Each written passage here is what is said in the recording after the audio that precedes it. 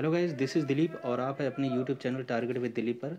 Guys, part 4 general knowledge का ये upload हो चुका है और ये है पार्ट 5। गाइस, मैं आपको बता दूं कि जो वीडियोस आप अभी तक मिस कर चुके हैं, जो अभी तक नहीं देख पाए हैं, उसका मैं डिस्क्रिप्शन में लिंक दे दूंगा। आप वहां से जाके पिछले जो 4 लेक्चर हो चुके हैं उनको आप ज़रूर देख लीजिए, क्योंकि ये एक सीरीज चल रही है। इसमें कोई भी पार्ट आपका मिस ना होने पाए। तो चलो गाइस, स्टार्ट करते हैं video. This is all about my self. Guys, जो फर्स्ट टॉपिक हम पढ़ने वाले हैं, कॉमनवेल्थ ऑफ नेशंस के बारे में पढ़ने वाले हैं, जिसको हम कॉमनवेल्थ भी कहते हैं। गाइस, हमने कहा है कि सबसे पहले बैकग्राउंड के बारे में भी जानेंगे। ये 54 जो इंडिपेंडेंस जो कंट्री हैं, उनका एक ऑर्गेनाइजेशन है, उनका एक एसोसिएशन है। यानी this is the political association of the 54 member state. और ये जो 54 मेंबर स्टेट्स हैं, यानी स्टेट्स मतलब मीन्स कंट्री, जो ये 54 देश हैं, ये स्वतंत्र हैं, जिसमें सारे राज्य ब्रिटिश साम्राज्य के पहले हिस्सा हुआ करते थे।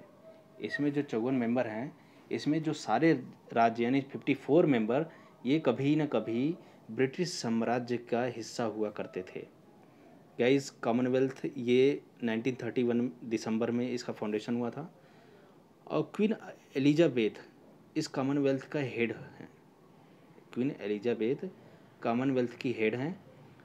5 लार्जेस्ट कॉमन जो नेशन हैं, पॉपुलेशन के हिसाब से देखा जाए तो जो 5 लार्जेस्ट कॉमनवेल्थ नेशन है, उसमें India, Pakistan, Bangladesh, Nigeria and UK है। गाइस, फिर से यहाँ बात आती है कि कंट्री की बात। इंडिया का आप जानते हैं capital new Delhi, currency rupees है।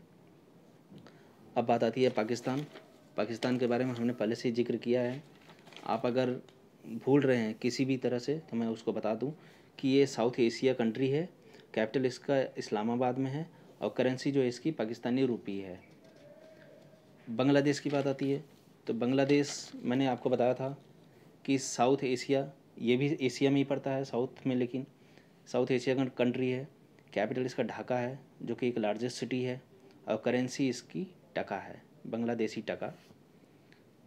नाइजीरिया, नाइजीरिया अफ्रीकन कंट्री है। कैपिटल इसकी अबूजा है और करेंसी इसकी नाइजीरिया नायरा है, NAIRA, नायरा है। यूके के गाइस आप बताएंगे, आप कमेंट बॉक्स में करके बताइए कि यूके की कैपिटल क्या है, उसकी करेंसी क्या है।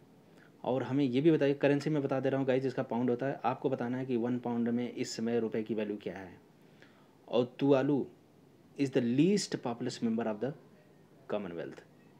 लीस्ट पॉपुलस यानी बहुत कम जनसंख्या है यहाँ पे, ऐसा कॉमनवेल्थ नेशन है ये, जिसका नाम है तुवालू। और तुवालू की कैपिटल और किस कॉन्टिनेंट पे पड़ता है और उसकी करेंसी क्या है, गाइस ये ज़रूर आप बताइएगा।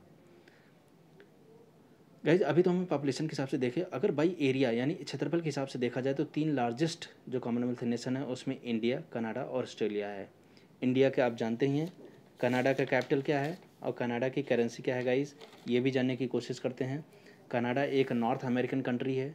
नॉर्थ अमेरिकन एक कॉन्टिनेंट है, तो कनाडा सबसे नॉर्दर्न पार्ट है अमेरिका का।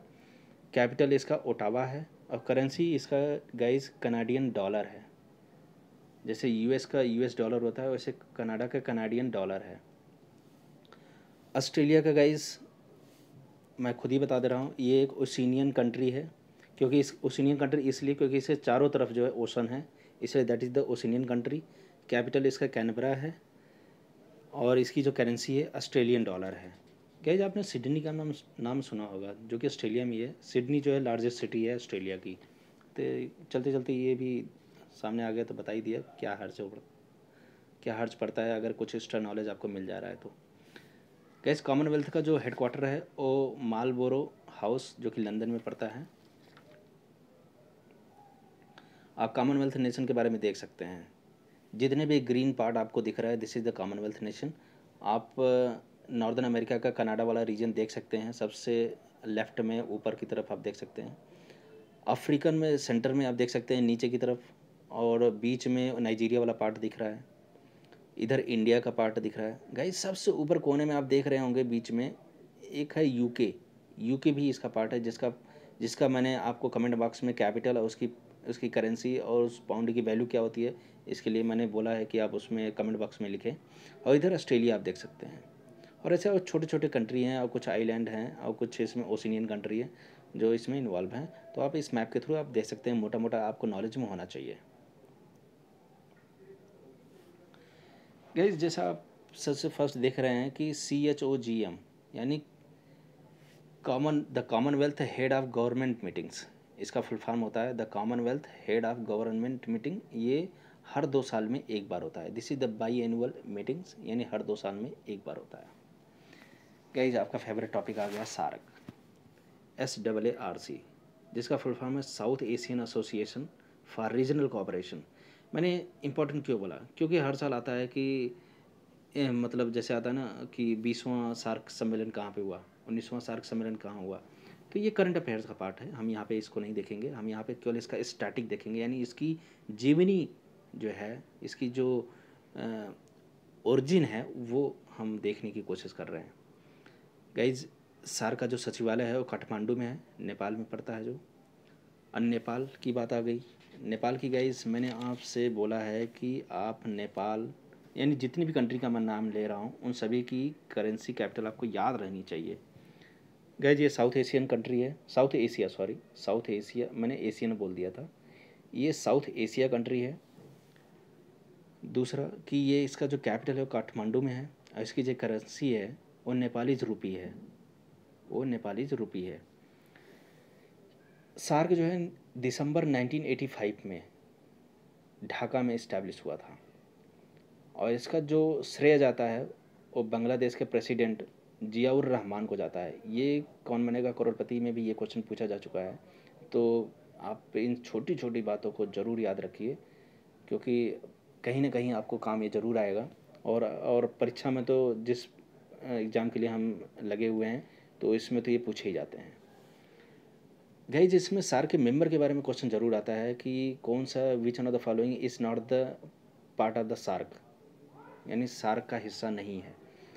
गाइज ये सारे कंट्री आपको याद होने चाहिए, जिसमें इंडिया है, पाकिस्तान है, श्रीलंका है, बांग्लादेश है, मालदीव है, अफ़गानिस्तान है, भूटान है, नेपाल है। गाइज मैं अभी फ्लैग के रूप में मैं इसका पूरा एकदम इनके फ्लैग को भी देखूंगा, मैप में इनके फ्लैग दिखाएंगे और फ्लैग से भी आपको पता चल जाएगा, और फ्लैग को भी आप आइडेंटिफाई कर पाएंगे कि किस कंट्री का है। गाइज 14th समिट हुई थी 2007 में, जो लेटेस्ट मेंबर बना था वो अफ़गानिस्तान था, जिसने सार्क को ज्वाइन किया था।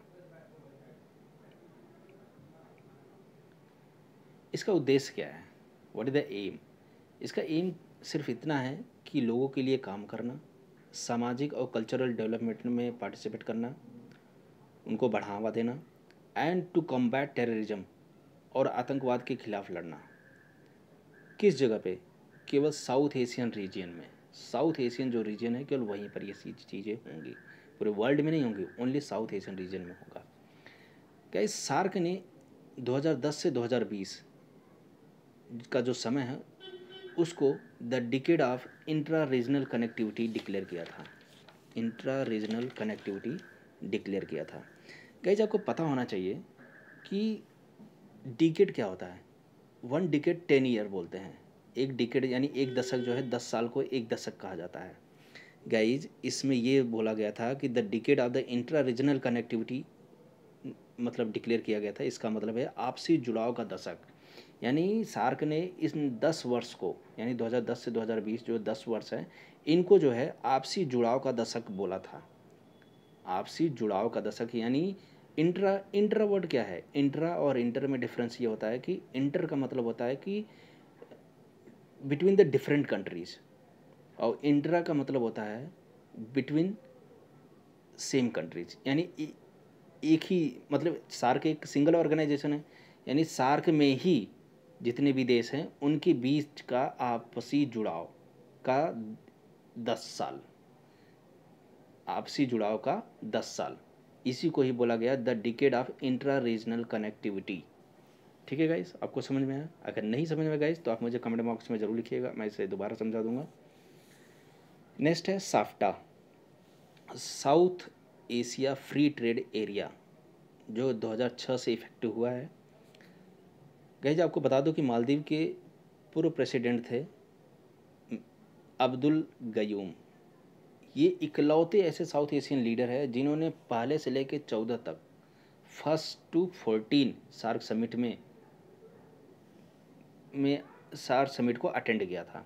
यानी पहले से 14 जो सार्क समिट हुए थे उनको ये अटेंड किए थे। ये इकलौते मालदीव के प्रेसिडेंट थे। गाइज जो पहला सार्क समिट हुआ था 1985 में, जब ये इस्टेब्लिश हुआ था उसी समय ही ढाका में ही पहला सार्क समिट हो गया था। गाइज मैंने आपको बताया था कि एक मैप के द्वारा आप सार्क के जो कंट्रीज़ हैं उनको देख पाएंगे, उनके फ्लैग को भी आइडेंटिफाई कर पाएंगे। अफ़गानिस्तान के फ्लैग को देख सकते हैं जो कि 2007 में जो 14वां सार्क समिट हुआ था उसी समय ये शामिल हुआ था, सार्क को ज्वाइन किया था अफ़गानिस्तान। उसके बाद बांग्लादेश का आप देख सकते हैं पूरा ग्रीन है, बीच में रेड है। उसके बाद भूटान को भी देख सकते हैं। इंडिया आप जानते ही हैं। मालदीव आप देख सकते हैं। नेपाल का गाइज आप ज़रूर याद रखिए क्योंकि इसे डबल ट्रायंगल, इसमें डबल ट्रायंगल आपको दिख रहा होगा कि डबल ट्रायंगल वाला फ्लैग है ये। तो ये आप ये एक बार क्वेश्चन आया हुआ है, मैंने एग्जाम्स दिए थे तो उनमें किसी एक में क्वेश्चन आया कि किस कंट्री के जो फ्लैग है वो डबल ट्रायंगल वाला है, तो दैट इज़ द नेपाल। तो गाइज इसे ज़रूर याद रखिए। और लायन बीच में होता है श्रीलंका में, ये तो आप जानते ही हैं। और पाकिस्तान का तो आपको पता ही है। गाइस अब चलते हैं बिम्स्टेक। बिम्स्टेक में सबसे पहले ये जानने की कोशिश करते हैं ये है क्या। पहले इसका फुल फॉर्म देखते हैं। That is the Bay of Bengal initiative for multi sectoral technical and economic cooperation. Guys सबसे पहले आप समझिए कि बिम्स्टेक है क्या। बिम्स्टेक गाइस ये एक इंटर गवर्नमेंटल ऑर्गेनाइजेशन है 7 देशों का। Inter governmental organisation of 7 nations. Inter governmental मैंने आपको बता दिया है। इंटर का मतलब, इंटर मैंने अभी बताया था डिफरेंट कंट्रीज़, डिफरेंट कंट्रीज़ का आपस में, यानी एक कंट्री का दूसरे कंट्री के साथ और दूसरे का पहले वाली कंट्री के साथ जो रिलेशनशिप है, जो जो बातचीत होती है, जो ट्रेड एग्रीमेंट होते हैं, यानी हर तरह के जो एक दूसरे के साथ जो बातचीत होती है वो सभी जो है एक सरकार का दूसरे सरकार के साथ जो बातचीत होती है, जो रिलेशनशिप होती है उसको हम बोलते हैं इंटर गवर्नमेंटल। और इस ऑर्गेनाइजेशन को हम बोलते हैं इंटर गवर्नमेंटल ऑर्गेनाइजेशन। और बिम्स्टेक जो है 7 देशों का ये ऑर्गेनाइजेशन है। इन 7 देशों का जिक्र अभी हम करेंगे। सबसे पहले ये जान लें कि इनके फुल फॉर्म में ही बहुत सारी बातें हैं, जैसे bay of Bengal initiative for multi sectoral technical and economic cooperation. Guys आपको पता है बे ऑफ बंगाल, आपको पता है बंगाल की खाड़ी के बारे में आप जानते ही हैं। ये एक इनिशिएटिव है जहाँ पे टेक्निकल और economics cooperation multi sectoral level पे जो है एक दूसरे के लिए मिलकर काम करते हैं। यानी जितने भी देश हैं वो टेक्निकल, यानी ये जो 7 देश हैं ये टेक्निकल और इकोनॉमिक कोऑपरेशन पर मल्टी सेक्टरल लेवल पे रहकर बे ऑफ बंगाल के साइड में, बे ऑफ बंगाल का जो जितना भी किनारा है, जो भी बॉर्डर उससे लगे हुए हैं, ये जितने भी कंट्रीज़ हैं वो आपस में मिलकर काम करते हैं, आपस मिलकर एक रिलेशन डेवलप करते हैं। वो किस ऑब्जेक्टिव के लिए करते हैं, जिससे रैपिड इकोनॉमिक डेवलपमेंट हो सके, सोशल लाइफ को एक्सेलरेट कर सके उसके लिए, और एग्रीमेंट, ट्रेड एग्रीमेंट हो सके उसके लिए बिम्स्टेक बनाया गया था। फाउंडेशन इसका 6 जून 1997 में हुआ था। हेडक्वार्टर इसका ढाका बांग्लादेश में था। ओरिजिनली इसे बिस्ट एक कहा जाता था, यानी एम नहीं आता था इसमें, बिस्ट एक कहा जाता था, जिसमें बिस्ट नाम से ही आपको पता लग रहा होगा। बी से बांग्लादेश, आई से इंडिया, एस से श्रीलंका और टी से थाईलैंड इकोनॉमिक कोऑपरेशन। ईसी से मतलब होता है इकोनॉमिक कोऑपरेशन। तो ये बात समझ में आ गई। ओरिजिनली ये बिस्ट एक के नाम से जाना जाता था, लेकिन म्यांमार जब 1997 में शामिल हुआ था तो उसमें इसका नाम बदलकर बिम्स्टेक कर दिया गया। और यह एक इंटरनेशनल ऑर्गेनाइजेशन है 7 देशों का, वो भी साउथ एशिया और south east Asia. South Asia में कौन कौन से देश आएंगे, आप ये जितने भी देश आप देख रहे हैं नीचे, बिम्स्टेक के जो मेंबर है Bangladesh, Bhutan, India, Myanmar, Nepal, Sri Lanka and Thailand. Guys आप इसमें म्यांमार और थाईलैंड को छोड़ दीजिए तो बाकी सारे नेशन जो है साउथ नेशन है, यानी साउथ एशियन नेशन है। जो साउथ एशिया है उन सभी का पार्ट जो है बांग्लादेश, भूटान, इंडिया, नेपाल, श्रीलंका, ये सभी पांचों देश ये साउथ एशिया है। और साउथ ईस्ट एशिया में सिर्फ 2 कंट्री हैं यहाँ पे, इस साथ में से सिर्फ 2 कंट्री, एक हो गया म्यांमार और दूसरा हो गया थाईलैंड। ये दोनों कंट्री साउथ ईस्ट एशिया में आते हैं। गाइस ये सभी कंट्री जो है बे ऑफ बंगाल पर डिपेंडेंट है। ये सभी कंट्री जो है आपस में बे ऑफ बंगाल पे डिपेंडेंट है।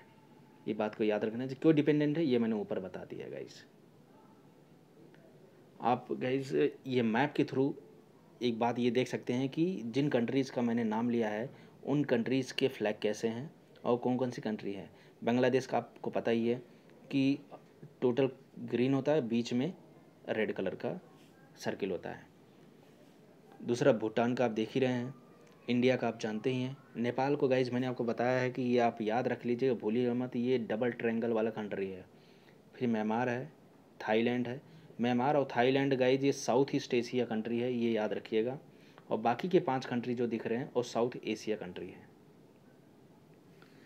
गाइज फिर से आपसे एक बार रिक्वेस्ट है कि अगर आपको वीडियो अच्छा लग रहा है, अगर आपको लेक्चर समझ में आ रही है और आपके लिए यूजफुल हो रही है, तो गाइज़ आप इसे लाइक ज़रूर कर दीजिए। इससे हमें एक मोटिवेशन मिलेगा। और अगर आपको वीडियो पसंद है तो प्लीज़ चैनल को सब्सक्राइब भी कर दीजिए और बेल आइकन को ज़रूर दबा दीजिएगा, जिससे आपको तुरंत नोटिफिकेशन मिल सके अगले आने वाली वीडियो का। Thank you so much guys.